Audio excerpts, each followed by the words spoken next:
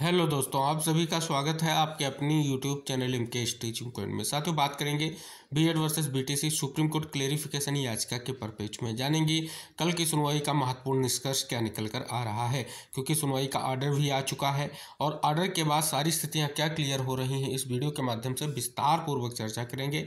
निवेदन करेंगे वीडियो को बिना स्किप किए हुए अंत तक देखें और सभी साथियों को शेयर करें। जो साथी चैनल पर पहली बार विजिट कर रहे हैं तो कृपया चैनल को सब्सक्राइब करके बेल आइकन प्रेस कर लें, जिससे सारी महत्वपूर्ण जानकारी आपको आसानी से प्राप्त होती रहे। साथियों, कल की सुनवाई पर एक विशेष खबर यहां पर प्रकाशित हुई है और इसमें कुछ महत्वपूर्ण तथ्य स्पष्ट किए गए हैं।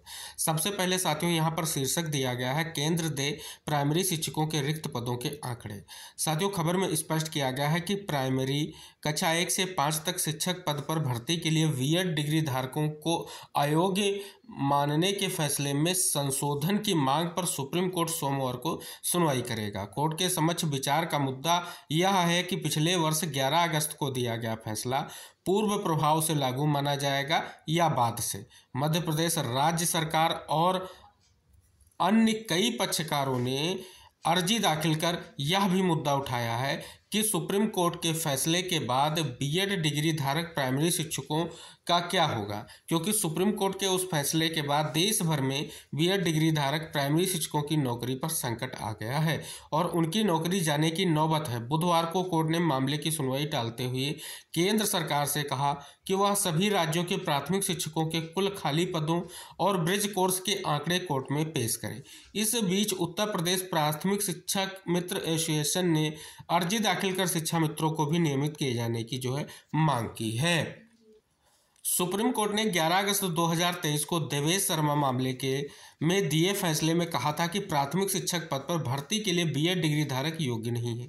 कोर्ट ने माना था कि बीटीसी और डीएलईडी ही इसके योग्य हैं। सुप्रीम कोर्ट ने ऐसी व्यवस्था देने वाले राजस्थान हाईकोर्ट के फैसले को सही ठहराया था और हाईकोर्ट के फैसले के खिलाफ दाखिल याचिकाएं खारिज कर दी थी। सुप्रीम कोर्ट के फैसले का देशव्यापी असर हुआ और बीएड डिग्री धारक प्राथमिक शिक्षकों की नौकरी पर संकट आ गया है। मध्य प्रदेश सरकार ने और बहुत से प्रभावित लोगों ने सुप्रीम कोर्ट में अर्जी दाखिल कर आदेश में संशोधन करने की गुहार लगाई है। तो आप देख रहे हैं कि यहाँ पर सीधे तौर पर निष्कर्ष क्या निकल कर आ रहा है कि रिक्त पदों और ब्रिज कोर्स के जो आंकड़े हैं वो कोर्ट के सामने प्रेजेंट करने होंगे और यहाँ पर कहीं ना कहीं सरकार जो चीज़ें हैं, अब सरकार के पाले में गेंद है, सरकार किस प्रकार से क्या चीज़ें रहेंगी, कहीं ना कहीं ये महत्वपूर्ण विषय बना हुआ है।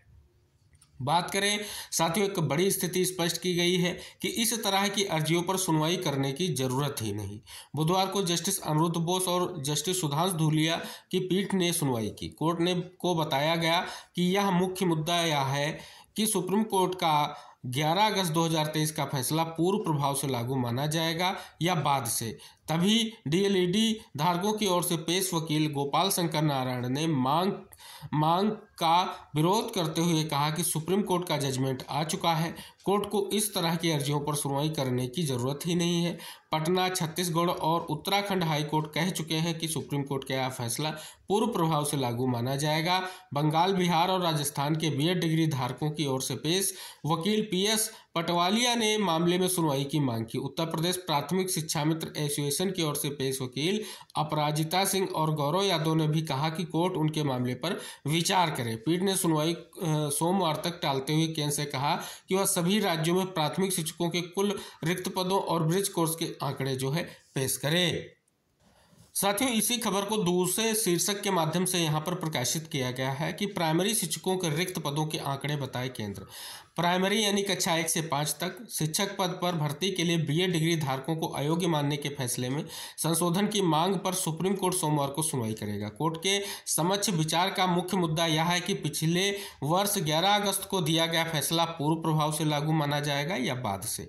मध्य प्रदेश सरकार व अन्य कई पक्षकारों ने अर्जी दाखिल कर यह मुद्दा उठाया कि सुप्रीम कोर्ट के फैसले के बाद बीएड डिग्री धारक प्राइमरी शिक्षकों का क्या होगा। बुधवार को कोर्ट ने मामले की सुनवाई टालते हुए केंद्र सरकार से कहा कि वह सभी राज्यों के प्राथमिक शिक्षकों के कुल खाली पदों और ब्रिज कोर्स के आंकड़े कोर्ट में पेश करें। बुधवार को जस्टिस अनिरुद्ध बोस और सुधांशु धूलिया की खंडपीठ ने सुनवाई की। कोर्ट को बताया गया कि यह मुख्य मुद्दा है कि फैसला पूर्व प्रभाव से लागू माना जाएगा या बाद से। डिप्लोमा इन एलिमेंट्री एजुकेशन धारकों की ओर से पेश वरिष्ठ वकील गोपाल शंकर नारायण ने कहा कि पटना, छत्तीसगढ़, उत्तराखंड हाईकोर्ट कह चुके हैं कि सुप्रीम कोर्ट का फैसला पूर्व प्रभाव से लागू माना जाएगा। बंगाल, बिहार और राजस्थान के बीएड डिग्री धारकों की ओर से पेश वकील पीएस पटवालिया ने मामले की सुनवाई की मांग की। तो साथियों, यहाँ पर आप देख रहे हैं किस प्रकार से जो है कल की सुनवाई में स्थितियाँ रही हैं और क्या निष्कर्ष निकला है। आर्डर में भी आप देखेंगे तो स्पष्ट तौर पर हमने आपको अवगत करा रखा है, पिछले वीडियो में देख सकते हैं कि उसमें भी कहीं ना कहीं रिक्त पदों की बात की गई है। अब साथियों, यहाँ पर सबसे अहम निष्कर्ष क्या निकलेगा, ये बहुत ही महत्वपूर्ण है। हमने आपको अवगत कराया था कि सरकार के पाले में गेंद है, क्योंकि सरकार यहाँ पर जो है जवाब दे।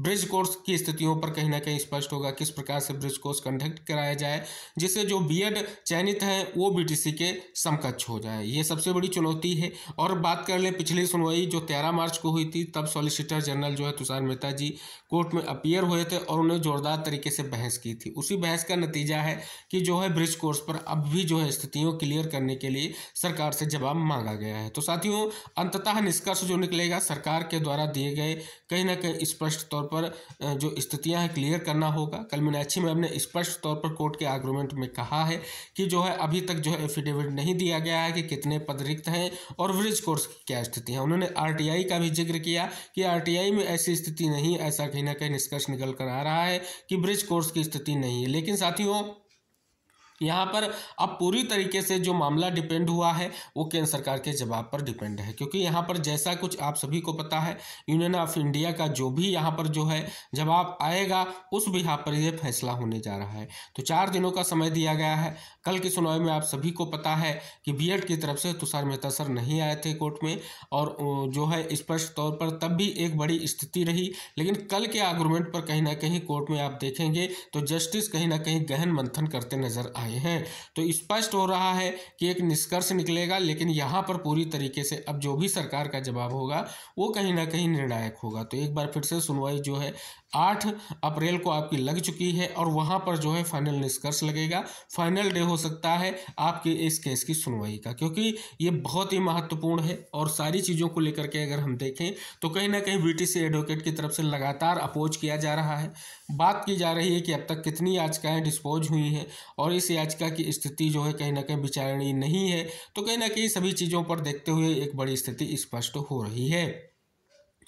अब साथियों, बात करें जो शिक्षा मित्र मांग कर रहे हैं, वो लगातार मांग इस उद्देश्य से कर रहे हैं क्योंकि वो जो उनकी मांग है, जो यूपी शिक्षा मित्र एसोसिएशन की मांग है कि उनका चयन सुनिश्चित किया जाए और उनकी भी बात को सुना जाए। हालांकि साथियों, आप देख रहे हैं आईए के माध्यम से पहुंचे थे, उनके एडवोकेट पैनल ने पूरा प्रयास किया है, लेकिन कोर्ट ने उस पर स्पष्ट तौर पर कहीं ना कहीं जो बातें थी उनको सुना है। लेकिन अंततः अब जो सुनवाई होगी, क्या उनकी बात को सुनकर के निस्तारित किया जाएगा, क्या निष्कर्ष निकलेगा, कहीं ना कहीं ये आगे आने वाला समय स्पष्ट करेगा। यानी 8 अप्रैल की सुनवाई स्पष्ट करेगी। तो पूरी तरीके से साथियों यहाँ पर सरकार के जवाब पर जो है कहीं ना कहीं कहें तो चयनित बीएड का जो है भविष्य निर्भर करता है।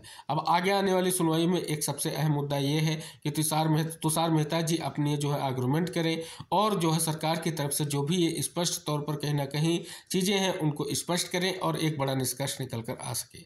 तो साथियों, ये था पूरा का पूरा आपका जो सुनवाई से निकला हुआ निष्कर्ष है। 13 मार्च की सुनवाई के आर्डर में देख लें, उसे भी फॉलो करना है और कल की सुनवाई की स्थितियों पर भी विचार करना। हालांकि पीएस पटवालिया सर ने एक आंकड़े कोर्ट के सामने रिक्त पदों के अवगत कराए थे, जो कहीं ना कहीं संसद के पटल से निकल कर आए थे, क्योंकि संसद में जो सवाल पूछा गया था उसके प्रत्युत्तर में जो वैकेंसीज की बात की गई थी उन्होंने बताया था। लेकिन साथियों, यहाँ पर जो है कोर्ट के सामने वो आंकड़े प्रेजेंट करने हैं जो वर्तमान के हैं और सभी राज्यों में कितने पद रिक्त हैं इसके आंकड़े यहाँ पर प्रेजेंट करने हैं। तो एक बड़ी स्थिति है कहीं ना कहीं साथियों, अगर बात कर ले एक बड़ी स्थिति क्लियर होने जा रही है। अगर स्पष्ट तौर पर ये आंकड़े आएंगे तो एक बहुत बड़ी स्थिति स्पष्ट हो जाएगी कि कितने जो है अब पद जो है प्राइमरी शिक्षकों के पूरे देश में रिक्त हैं। और साथ ही आप देख रहे हैं लगातार डीएड की तरफ से अपोज किया जा रहा है। कहा जा रहा है कि जो है स्पष्ट तौर पर बीटीसी या डीएलएड उम्मीदवार ओवर एज हो रहे हैं। लेकिन साथियों आप देख रहे हैं कि इस स्थिति पर आगे क्या जवाब आएगा, ये कहीं ना कहीं बहुत ही निर्णायक होगा। तो बीएड चयनितों के लिए ब्रिज कोर्स बहुत ही महत्वपूर्ण है और ब्रिज कोर्स पर स्थितियां जो सरकार क्लियर करेगी उन्हीं भी यहाँ पर जो है निष्कर्ष निकलेगा। तो अब चयनितों को इस उद्देश्य से प्रयास करना होगा और अगली सुनवाई को निर्णायक मानते हुए अभी से प्रयास करना होगा, क्योंकि कोर्ट ने ज़्यादा समय प्रोवाइड नहीं कराया है। इसका उपयोग करते हुए निस्तारित हो मामला और एक बड़ा निष्कर्ष निकल कर आए। और सभी को पता है अंतिम फैसला कोर्ट का होगा। कोर्ट जिस भी यहाँ पर फैसला देगी बहुत ही महत्वपूर्ण है कि ये जो आदेश है पहले से प्रभावी होगा या बाद से प्रभावी होगा, कहीं ना कहीं ये चीज़ें स्पष्ट होनी है। आशा करेंगे सभी साथी इस वीडियो को शेयर करके चैनल को जरूर सब्सक्राइब करेंगे। आने वाले समय में जो भी आपके लिए महत्वपूर्ण अपडेट निकल कर आएगी चैनल के माध्यम से आपको वीडियो के माध्यम से जानकारी दी जाएगी। सभी साथी जरूर चैनल से जुड़े और अन्य साथियों तक इस वीडियो को शेयर करके चैनल को जरूर सब्सक्राइब करने के लिए प्रेरित करें। मिलते हैं नेक्स्ट अपडेट के साथ, तब तक के लिए बाय बाय, टेक केयर साथियों।